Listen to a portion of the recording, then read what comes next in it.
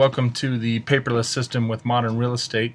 This is where all of our transactions will be held and where you can retrieve them at any time. Today we're going to talk about starting a transaction.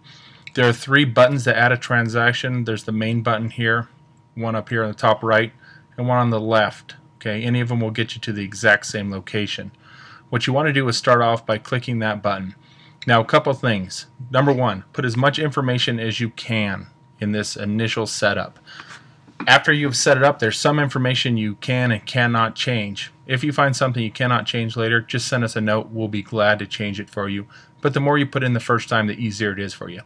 First step is select your location. As you can see, we have several offices with modern real estate, so select the one that you are actually belong to. If you're Boulder, Colorado Springs, non-owned association, DTC, or the main office. In this case, I'm going to select the main office. Next, you want to go ahead and type in your transaction name. This is always going to be the full property address, not the buyer's or seller's name. So in this case, we're going to go do 123 Main Street, Denver, Colorado. Once you're done with that, we're going to add in the MLS number. Just go ahead and copy that right off your MLS listing. If you do not have one, or this is not an MLS property, just go ahead and leave it blank. Next will be your status. You have a buyer agreement, which is if you just have a buyer who's out looking. Now, most of our buyer agreements don't even get started until they're under contract. But obviously, we'd love to have you started off as a buyer agreement whenever anyone goes under contract. That way we can review your documents. But some people don't have those documents until they're under contract, so we understand that. Next will be your listing category. You got your regular listing, land, REO, and short sale. Make sure you select the appropriate one. If you have a listing that went on the market and is under contract immediately, or a buyer who found something is under contract, you want to go down to the under contract section and select the appropriate one. Again, keep in mind that there is a land, new construction, REO for all of these. There's also short sale. So we're going to go ahead and start this one off as a regular listing. Next, you want to label it. This is pretty self-explanatory. What type of property is it? You see we got multiple categories here. In this case, we're going to do residential, which is probably about 95% of our business. Close date, you're obviously not going to have right away until you have it under contract, so you can leave that blank to begin. If you have a buyer that's under contract, please go ahead and put in the exact close date. More information is just information you want to fill in, so you can put anything you want here. A lot of times we will add notes in there for you to see also, so you can pay attention to that field. Your automatic expiration is the expiration date of your listing contract. Please put that in there. The cool thing about this system is it will notify you as that expiration is coming up.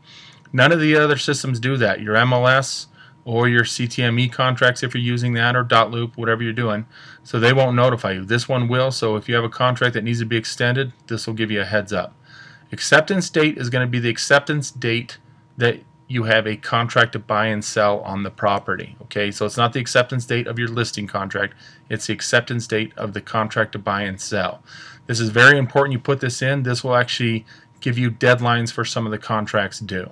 Okay, for a listing that's not under contract, we leave that blank. Buyer's name, if you have a buyer, put the buyer's name in there. If you have the seller, put the seller's name in there. If you have both, we would love to have both. In this case, we're going to do Mr. Seller for the seller's name. List price will be the price that you have it advertised on the MLS for. Okay, this is different than your sell price. You can leave that blank for now. We'll fill it in later once we have it closed and we know the exact price for the property. We do this to see what our variance is in list price versus sell price. Total commission, this is a dollar amount.